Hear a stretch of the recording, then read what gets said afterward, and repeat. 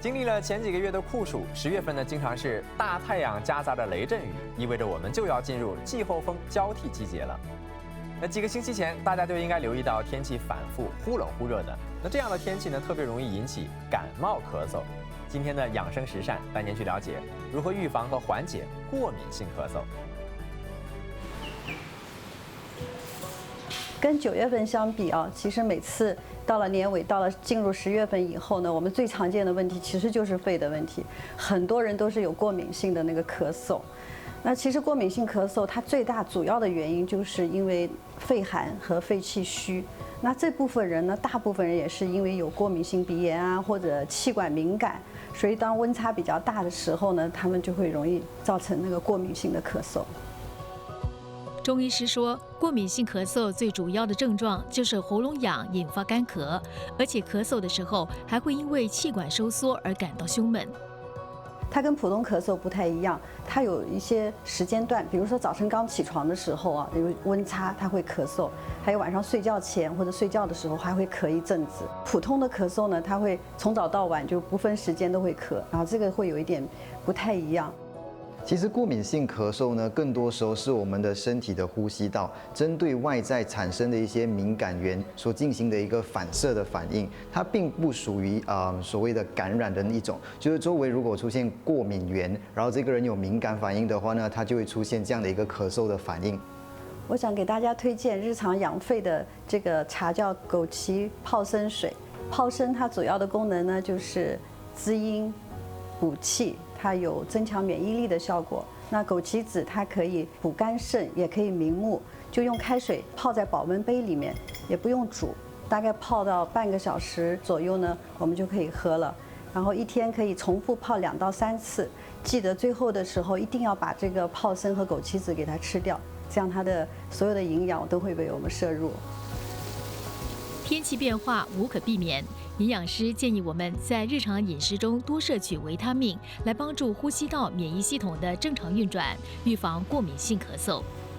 那维他命 A 呢，可以帮助我们的黏膜健康。那主要来自于深黄色或者是橙色类的蔬菜水果，包括了像南瓜、番茄啊这些。那维他命 C 呢，主要来自于柑橘类的水果、奇异果，然后还有番石榴。那进入我们身体呢，它也有抗氧化的功能。另外一个抗氧化剂呢，就是维他命 E， 它主要来自于种子和坚果类，减少我们身体的发炎反应。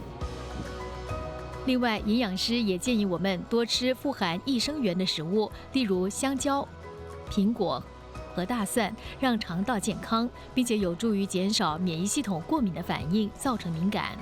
虽然新加坡没有4季之分，但是10月份以后，这个天气也是变化无常的，所以我们养生的重点就是在滋阴润肺、补气润燥这几个方面。我给大家推荐一个常见的滋阴润肺的食材，就是雪耳。雪耳它又叫白木耳或者银耳，它最大的特点是滋润，但是不会腻。它不但是对肺有帮助，它还可以补脾胃，它对我们的血液循环也有帮助，所以它还有美白的功能。因为这些特点，所以它对那些虚不受补、一补就上火的人来说也是非常合适的。雪耳也称为白木耳或者是银耳，被中国历代皇帝和达官显贵呢当成是延年益寿的佳品。如今，雪耳呢还被誉为是平民的燕窝。但是呢，雪耳本身是没有味道的，所以下来呢，我们让厨师选用适合的食材来搭配，以简单的步骤烹调3道润肺养生的雪耳料理。那第一道菜呢是雪耳炖乌鸡。那么为什么炖呢？是因为我要完全保留乌鸡跟雪耳的营养。那我会炖2个小时，所以我用比较硬的雪耳。很多人喜欢用热水来泡雪耳，其实这样是不对的，因为它会影响雪耳的口感。我建议大家用室温的水来泡雪耳，2到3个小时后，它就会变软。那最重要是不要泡隔夜，因为它可能会滋生细菌。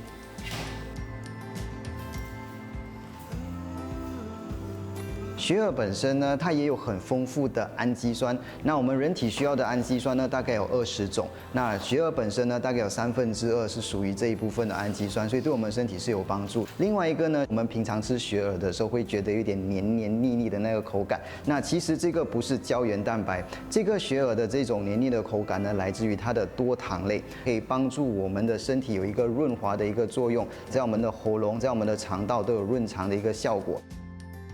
那第二道呢是桂花雪耳糖水。通常我们煮糖水的时候，我们会用比较软的雪耳，那我会把它切成比较大块一点，这样是吃起来比较有嚼劲。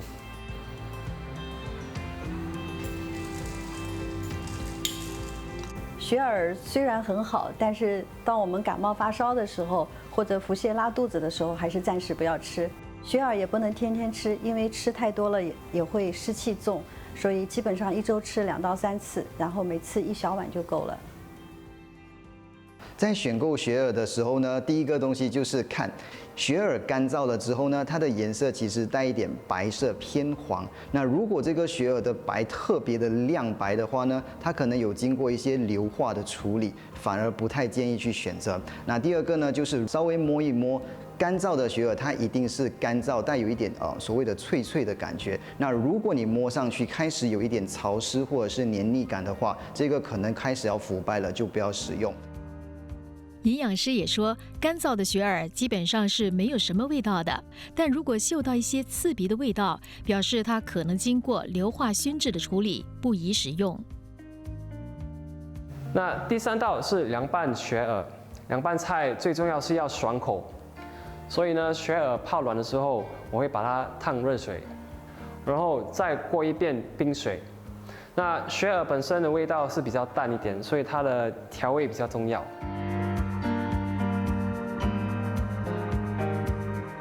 厨师把配料切细，加入雪耳、白米醋、盐、糖和麻油拌均，让这道凉拌菜兼具酸、甜、咸、香的滋味，层次丰富。在过敏性咳嗽来说的话，第一件一定要做的事情就是，如果有抽烟的人的话，请戒烟。那如果你家里有人有过敏性咳嗽的话呢，你不要在家里抽烟，因为2手烟或3手烟都会造成别人出现过敏性咳嗽。那第二点呢，就是外面出现很多的烟雾的情况的话，那尽量不要外出。那最后就是老生常谈，一定要去做运动，因为运动呢可以增加我们的肺活量，同时呢血液循环呢也可以增强我们的抵抗力和免疫力。